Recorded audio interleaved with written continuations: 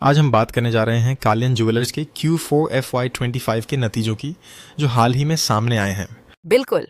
और कहना पड़ेगा कि कंपनी ने इस तिमाही में बढ़िया प्रदर्शन किया है। हाँ, खासतौर पर उनका कंसोलिडेटेड रेवेन्यू RS4 376 करोड़ तक पहुंच गया, जो कि साल दर साल आधार पर 76% की वृद्धि है। और यही नहीं, अगर पूरे वित्त वर्ष की बात करें तो रेवेन्यू RS16,550 पर करोड़ हो गया, जो पिछली साल के मुकाबले 29% ज्यादा है। मुझे तो सबसे दिलचस्प बात ये लगी कि उनका मुनाफा भी मजबूत रहा। Q4 FY25 में नेट प्रॉफिट RS133 करोड़ रहा। और पूरे साल का मुनाफा RS528 करोड़ तक पहुंच गया, जो पिछले साल से 37% ज्यादा है।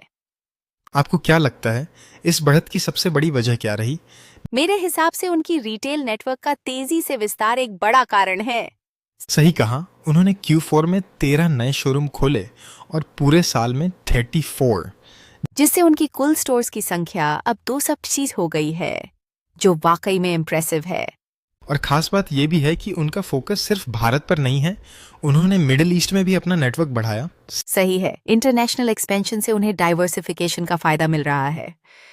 वैसे क्या आपने देखा कि डिजिटल सेल्स और ऑनलाइन चैनल पर भी उनका जोर बढ़ा है? हाँ, और उन्होंने कंदेरे ब्रांड के जरिए डिजिटल स्पेस में अपनी मौजूदगी मजबूत की है। लेकिन कंदेरे का EBITDA अभी भी नेगेटिव रहा है इस तिमाही में। हाँ, मगर मैनेजमेंट का कहना है कि वो लॉन्ग टर्म पोटेंशियल देख रहे हैं इसमें।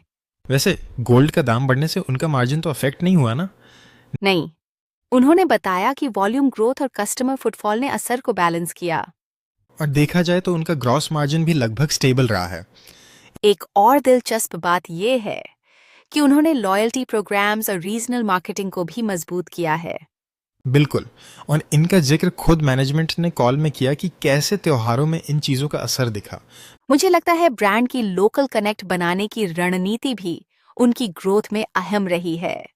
और साथ ही उन्होंने जो टायर 2 और 3 शहरों पर फोकस किया, वो भी गेम चेंजर रहा। सही बात है, इन शहरों में अभी भी गोल्ड और ज्वेलरी की खपत काफी तेज है। वैसे आपको क्या लगता है, आने वाले क्वार्टर में ये ट्रेंड जारी रहेगा? अगर मैक्रो इकोनॉमिक फैक्टर्स स्टेबल रहते हैं तो काफी हद तक हाँ। मैनेजमेंट ने भी FY26 में 60 से ज़्यादा नए शोरूम खुलने का प्लान बताया है। हाँ, और अगर वो उस लक्ष्य के करीब भी पहुंचते हैं तो ये बहुत बड़ी बात होगी। क्या आपको लगता है कैंडेरे को ब्रेक इवन तक लाने में ज़्यादा वक्त लगेगा? शायद, मगर अगर डिजिटल ट्रैफिक और कन्वर्जन रेट बढ़े तो तस्वीर जल्दी बदल सकती है। वैसे निवेशकों के लिए ये अच्छा संकेत है कि कंपनी डिविडेंड भी लगातार देती रही है। हाँ, 525 में उन्होंने 50 पैसे प्रति शेयर का डिविडेंड डिक्लेयर किया। और इससे कंपनी की स्टॉक वैल्यू में भी स्टेबिलिटी बनी रहती है। सही है, और ये निवेशकों का भरोसा बनाए रखने में मदद करता है।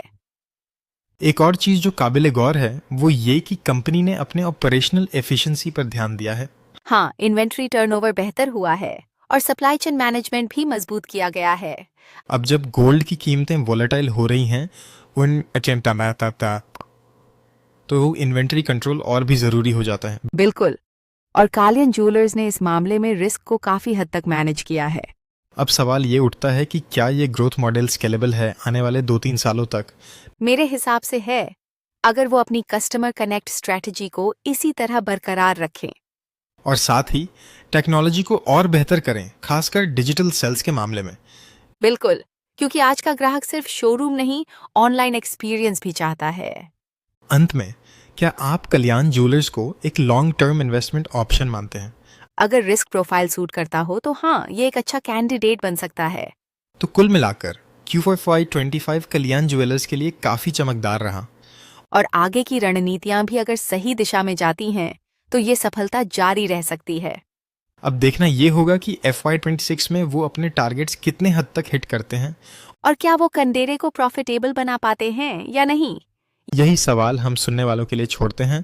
क्या कालियन ज्वेलर्स अगले साल भी इतनी ही चमक बिखेरेगा? सोचिए और हमें सुनते रहिए अगले एपिसोड में एक और दिलचस्प फाइनेंशियल विश्लेषण